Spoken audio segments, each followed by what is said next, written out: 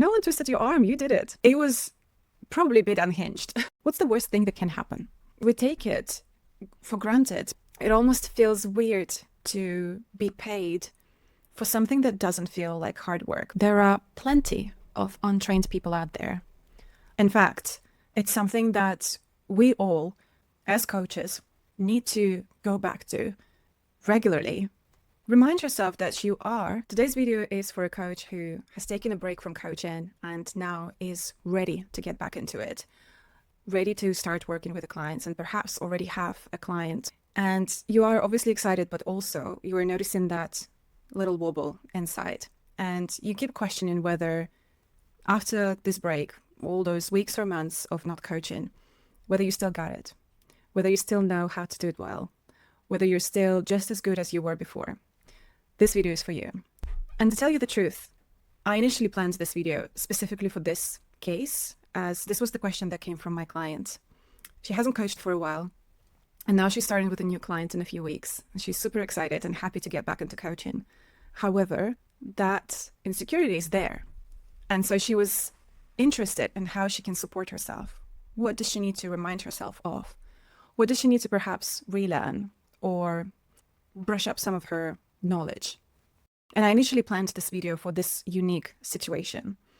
But as I was outlining the things that I want to mention, the very first kind of tip that I will share here with you is applicable and relevant to all coaches. In fact, it's something that we all, as coaches, whether we've taken a break from coaching or not, need to go back to regularly to create that healthy sense of self-confidence that often comes from our competence. So even if you haven't taken a break, but you feel a little bit wobbly, I highly recommend listening to at least that first part and stick around for longer if you want to. So today we are unpacking a situation where as coaches, we are starting with a new client after not coaching for a while. And we notice that our confidence in our coaching skill set is not what it used to be like. And our question is how to find that confidence again so that we show up fully for our clients. So maybe you haven't coached for a while and you're wondering if you're a bit rusty, if you still know how to do it well, if you still got it, if you're still as good at it as you were before. And honestly, questions like this, moments like this happen so often. It's really not uncommon, and it's not even unique to the situations where you have taken a break from coaching. It actually can happen when you up-level your coaching skill set, when you notice that you evolve as a practitioner as well. Maybe you raise your prices, maybe you begin to work with a slightly different clientele that challenges you in a different way. There are many different reasons why you might take a break from coaching. Maybe, just like my client, you decided to do a bit more of a consultant work for a while. And now you really want to have more private coaching clients. And maybe even that consulting work actually created interest in other people to inquire, what might it look like to work with you as their personal coach?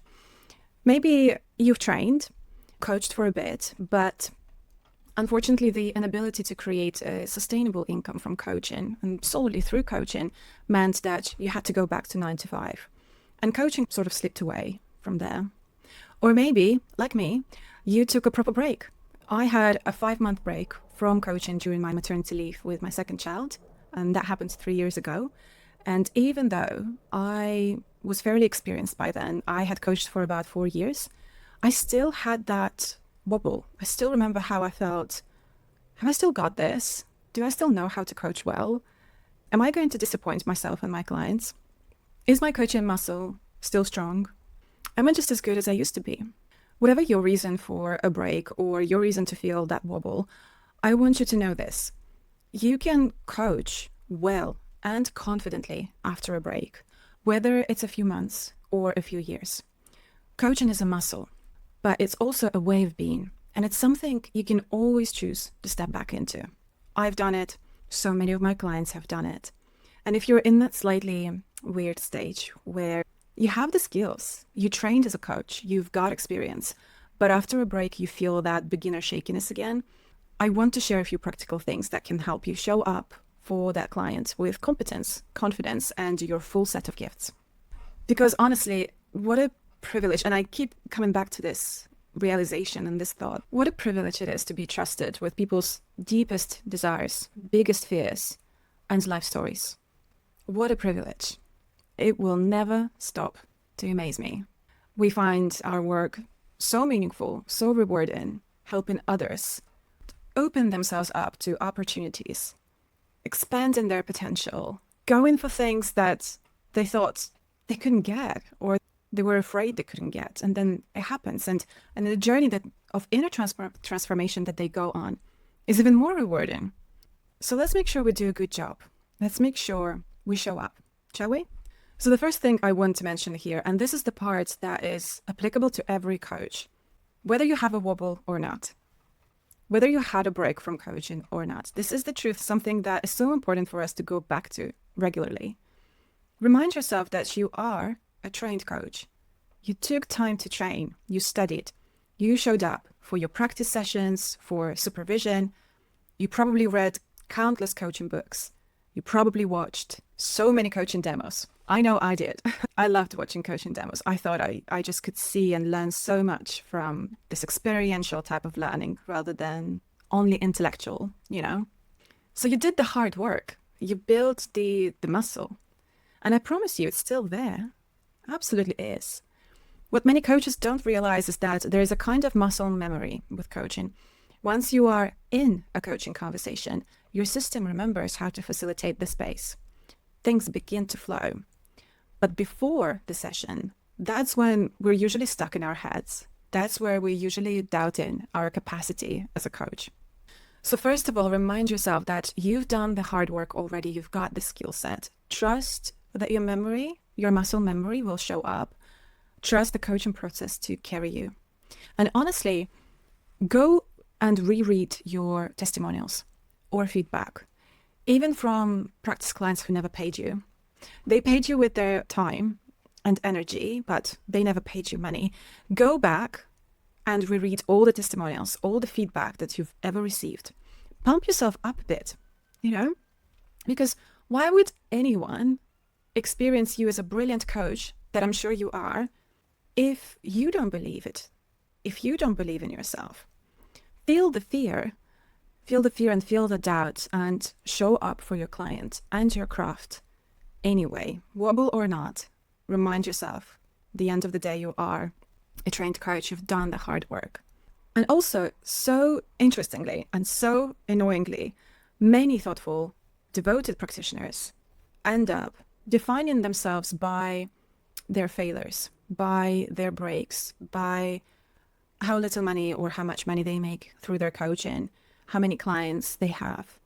Very often they define themselves by their perceived failures, by their flopped launches, instead of defining themselves by the devotion they've shown to their skill set. Define yourself by your devotion.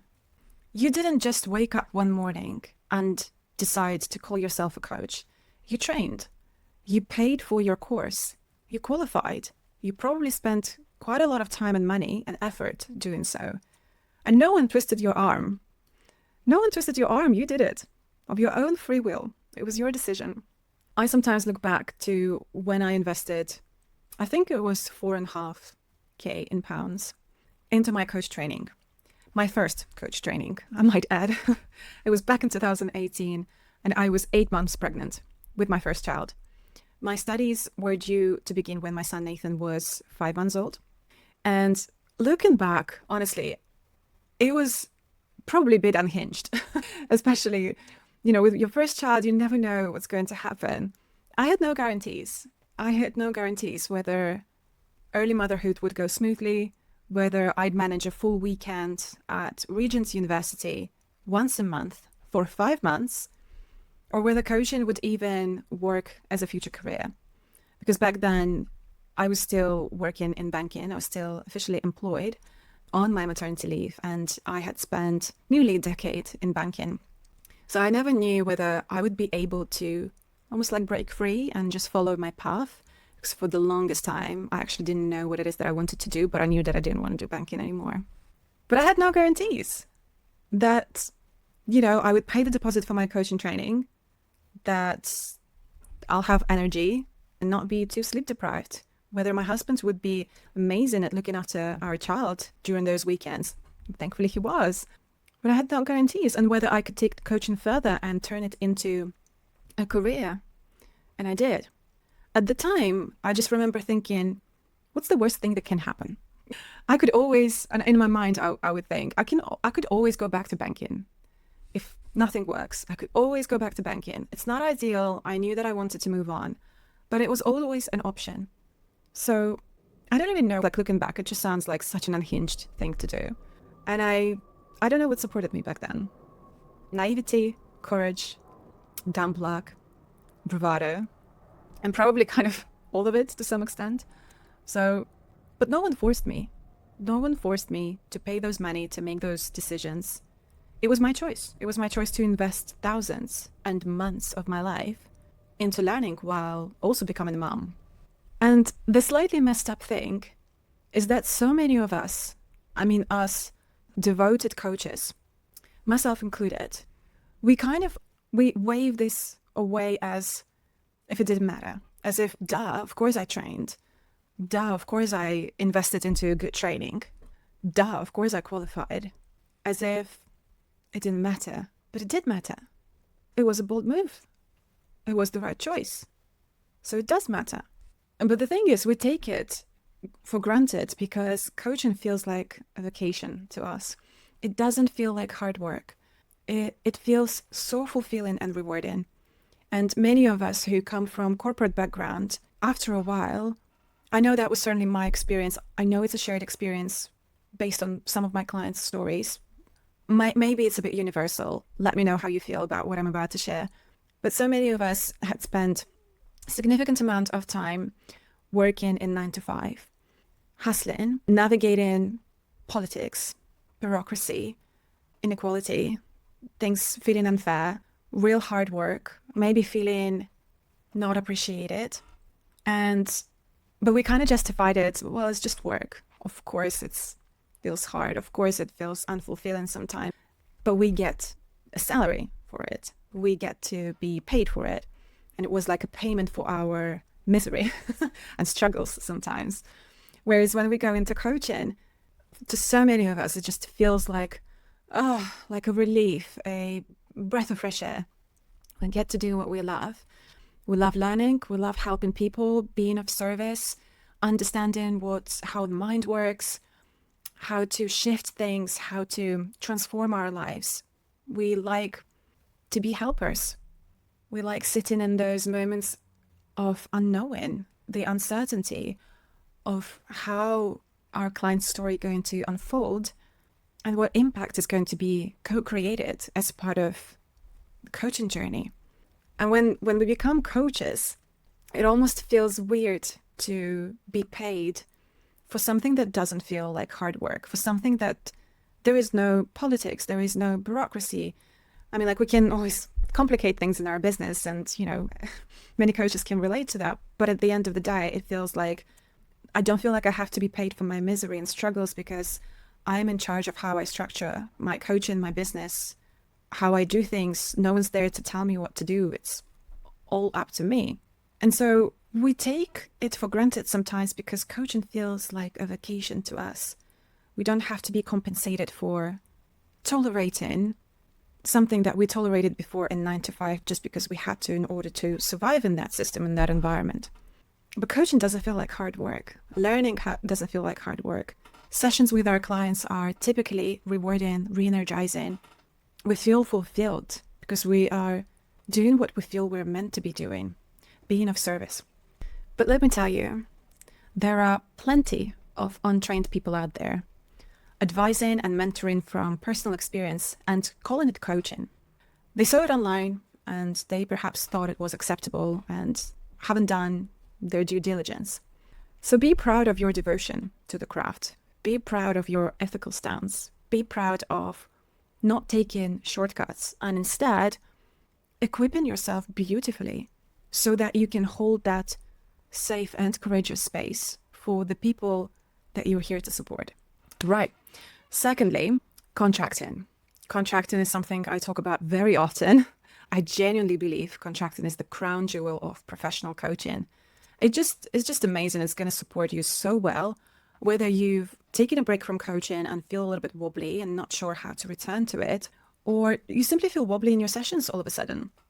Always go back to those basics to strengthening, perhaps revisiting the foundations, because it just offers that safety, containment, and structure, especially in that first session with your client, which can ease both you and the client into the work. And I actually recommend telling your client that the first session will be a little bit more coach-led during contracting. Clients often wonder what they should do to make the most of coaching. For many people, coaching is quite an investment, and especially for those who either never had coaching before, so it's hard for them to understand the value of it and why it costs however much it costs, or for those who have had experience with coaches before, but it was a rather poor experience. So they're a little bit cautious and they want to make sure that they show up, they do what they can do to make the most of the process. And offering them this information that this is what you can expect from our first conversation together, offering this information can feel incredibly holding. If you're not sure what contracting is, it's essentially a conversation that creates psychological safety in the space. You will probably start by addressing administrative agreements. Very simple things like how to book sessions, where is the link, what is the payment schedule and where the payments are expected, what is the cancellation policy, do you expect 24-hour notice, 48, what happens if it's an emergency, and any kinds of tech issues as well. So for example, if in the middle of conversation with your clients, everything disappears and you've lost connection, is there an agreement in place that your coach will, as a coach, you will call your client's phone number to finish the conversation via phone, or who's doing what, essentially. So there is no hesitation and weird murky energy that pollutes the coaching conversation. Another part of contracting is called professional contracting, which is all about outlining roles and responsibilities. What's my job here as a coach? And, how does the client need to show up to make sure that we both make the most of this coaching journey together? And also it gives you as a coach an opportunity to go a little bit deeper into what coaching is and isn't, and what is your unique flavor of your coaching. And lastly, but certainly the most important part of the whole contracting process, is creating that psychological safety.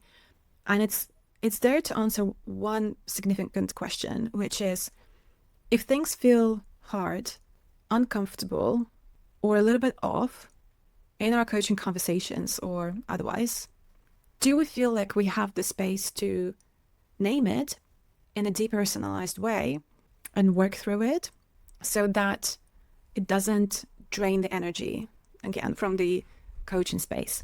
Sometimes you can have a conversation with a client and they might say, I've tried coaching before and I felt resistance towards this. I'm worried that it might show up again. Or every time I get clear on the step of what I want to do, I begin to procrastinate. And I'm worried that this is just going to be a waste of money and time, that I will procrastinate again and won't do what I want to do. And then as a coach, you can say, that's very helpful that you are mentioning this. And if I sense that there might be some resistance or procrastination in space, how would you like me to name it in a way that will enrich the conversation? We're basically asking, how can we be with it together so that the client doesn't put their defenses up, so that we can actually use it as part of the content in a coaching conversation? And opening the door to the possibility of resistance and procrastination or other behaviors, unhelpful behaviors that have been named, especially by the client, gives you that common language, that shared language that you can then reintroduce later in a coaching session if you sense that something like this is showing up and potentially preventing the client from progressing well on their journey, staying committed to their deepest goals and desires. It gives you that language and the doorway. You've opened the door already.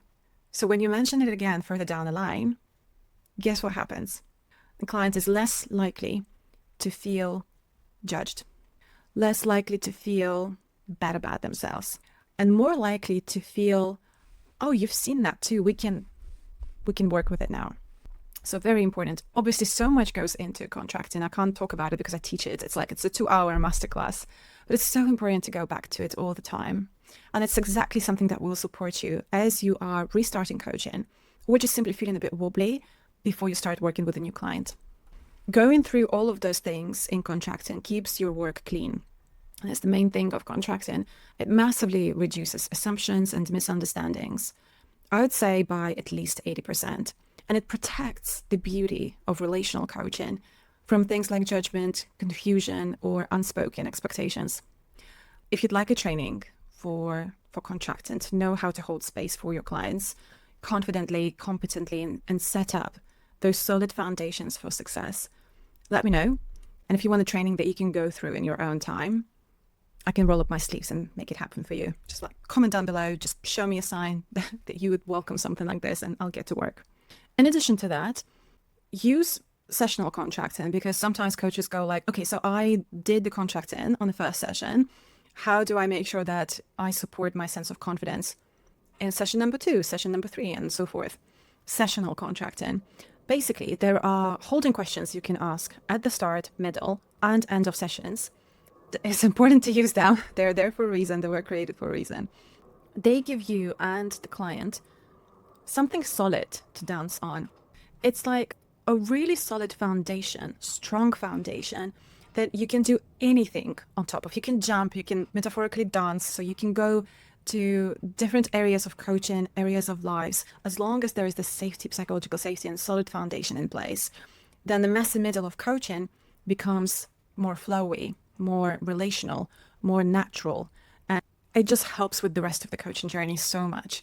I've written a short article, by the way, on Substack about the middle check-in questions that you can ask your clients in the middle of the session, just to make sure that the client is getting what they would like to get out of this conversation. Those questions, they kind of zhuzh up a little bit, like the intentionality of these conversations and the purposefulness of the whole process. So I'm going to link that Substack article below. Check it out. There are 4 questions there. You can start implementing all of them or like one of them, and just see how that gently shifts and just transforms the coaching sessions with your clients. So I'll link it down below. And finally, remember the basics. Always go back to basics. We are never beyond the basics as professional and seasoned and experienced coaches. What we need to remember is that coaching is an A to B journey. When you begin working with a new client, how clear are you on the point B, the destination, the goal? Where are we heading? What is it? And why does it matter to our client? And what happens once they're there?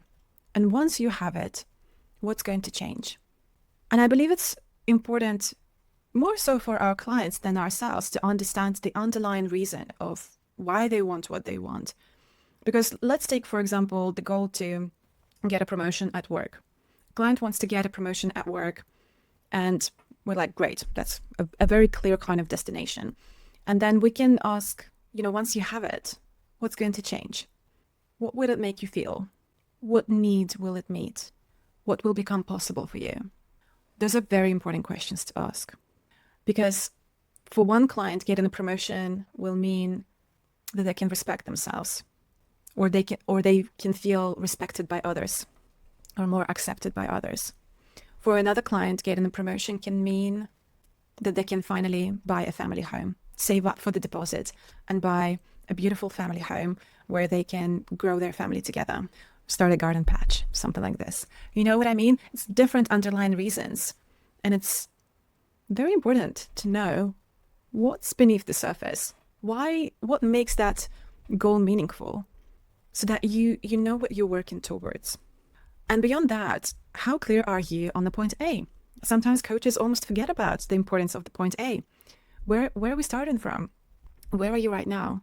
What do you already have to be grateful for? Or what are the resources, skills, and strengths you already have? And what have supported you in creating them? How can you take stock in where you are right now? Secondly, when we talk about the basics, it's so important to always remind ourselves that coaching is about questions and observations, not advice. And it's important to remind ourselves of this, because all other conversations outside of our coaching role are not like that. When you talk to other people and it's not a coaching conversation, people are very quick to give advice, People are very quick to go, oh, that happened to me once, and proceed telling their own story. And our clients are surrounded by those types of conversations every day, probably with everyone they meet. And it's important that we remind ourselves that, especially after a break, after having that saturation of those non-coaching type of conversations, to be there in this very human capacity, but also feeling very centered and present as a coach. I'm here to show my curiosity, ask questions, and share observations to help the person in front of me to discover their truth, raise awareness, understand themselves better, figure out their own way, how they might move forward. And also, you don't need to be the expert on their topic. Sometimes coaches can feel almost like a little bit insecure when they deal with the clients and their situation is something that they've never been through before, divorce, or they never worked in a tech company, or they never lived in that country, or they never really dealt with burnout, for example. So they feel under-equipped to support clients with a specific life situation. I mean, it can be helpful sometimes to have a common experience because it can increase a level of relatability, but it's not a necessary thing to have. If anything, actually not having a shared experience with your clients sharpens your curiosity because you don't know what it's like. And it's impossible for us. It's such an interesting thing how we can feel that sometimes, but it's also so unfair to expect ourselves to know everything about all possible life situations or circumstance. You don't have to be the expert on the client's topic. You just need to be the expert of the coaching process. And you are. That's all you need. How cool is that? The next reminder from the basics part is to make sure you use strengths-based and solution-focused coaching. I know that so many coaches, I sometimes am guilty of that, love the investigation part of the process. Let's unpack the problem. They're quite more problem-oriented. It's important to remember that coaching is there to see the opportunities also beyond the problem. Let's understand the problem, but also let's, move beyond the problem and see what can be done here, what can be shifted here. And also here's another important reminder. The best coaching happens in relationship. The best coaching happens in relationship. Empathy, curiosity, and unconditional positive regard. These are the conditions where people grow. They're like soil, water, and sunshine to a seed. Clients' desires are like seeds. If they're given the right conditions, empathy, curiosity, believing in our client's potential, unconditional positive regard. And by the way, if you're working with a client and you're looking at them and then you're looking at their goal and you go like, I don't think my client will be able to achieve it, definitely bring it to supervision. It's so important because then we're lacking that condition. Oh, if we as coaches don't quite believe that our clients are capable of achieving the goal that they set out for themselves, that is definitely a very potent request for supervision, because there might be something going on internally, like for you, that needs to be addressed. And what needs to shift within you to believe that whatever idea the client has about their future is there for a reason. And how can you help them? How can you be of service to them? Can you be of service to them? I'm sure you can, as long as you address removing all the obstacles between you and the unconditional positive regard you can then extend to your clients. When we're training as coaches, we address things like assumptions and judgment, and lack of belief into our client's potential is also on the list. We need to kind of remove those barriers to create that very clean, safe space where the client can realize their potential. And finally, don't carry this alone. Have supervision. And I mean, especially when you are restarting after a break. I mean, supervision isn't just for when things wrong or when you take a break from coaching. It's for every stage of your professional journey. You need to have supervision in place, and that support that will help you to evolve through your coaching. So it's there for as long as you're a coach. But when we feel shaky, we often feel reluctant to be witnessed during that very vulnerable stage. But that's exactly when support matters most. Because we don't just learn from experience, we learn from reflecting on that experience. So there you are. Confidence doesn't come from remembering every tool. It comes from trusting the relationship and the process, and let that carry you, and let the progress be co-created between you and the client. It's not all on you. It's about how do you facilitate and co-create that partnership where the amazing work can happen. If this resonated, I'm really glad you're here. I share one video a week for coaches who care deeply about their craft. And if at some point you feel drawn to explore your own practice more deeply, you'll find ways to do that with me below. Either way, thank you for being here, and I'll see you in my next one. Bye for now.